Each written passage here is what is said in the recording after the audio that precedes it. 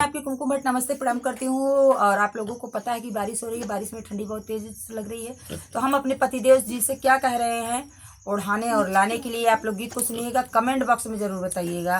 देखिए हम स्वेटर पहन चुके हैं। हाँ, ये स्वेटर पहन चुकी हैं, देख लीजिए आप लोग वीडियो में इनर पहन चुकी हैं।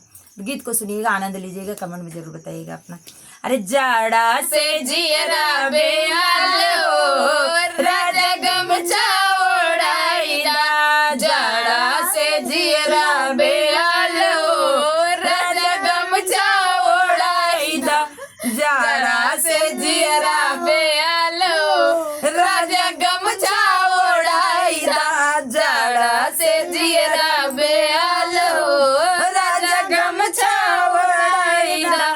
नैयर में रहती तमाई से कहती, नैयर में रहती तमाई से कहती।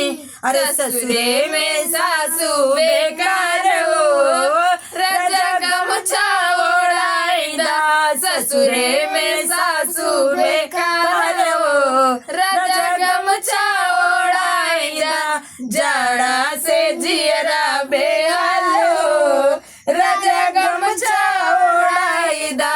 जाड़ा से जियरा बेहाल हो, राजा गमछा ओढ़ाईदा। जाड़ा से जियरा बेहाल हो, राजा गमछा ओढ़ाईदा। नैयर में रहती तब भाभी से कहती, नैयर में रहती तब भाभी से कहती। अरे ससुरे में जेठनी बेकार हो, राजा गमछा ओढ़ाईदा। ससुरे में जेठनी बेकार हो, राजा गमछा ओढ़ाईदा। अरे ससुरे में जेठनी बेकार हो, राजा गमछा ओढ़ाईदा। जाड़ा में जियरा बेहाल हो, राजा गमछा ओढ़ाईदा। जाड़ा से जियरा बेहाल हो, राजा गमछा ओढ़ाईदा।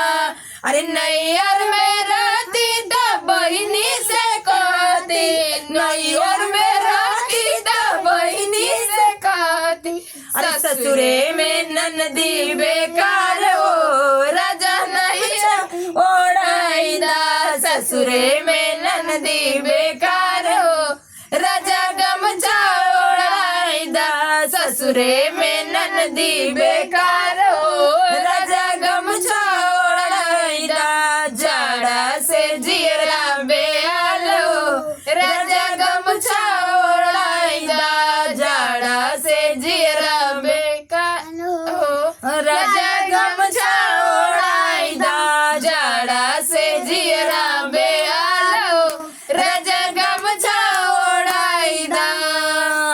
तो गीत कैसा लगा कमेंट बॉक्स में जरूर बताइएगा। फिर मिलती हूँ नेक्स्ट वीडियो में, तब तक के लिए राधे राधे, जय श्री कृष्ण, हर हर महादेव।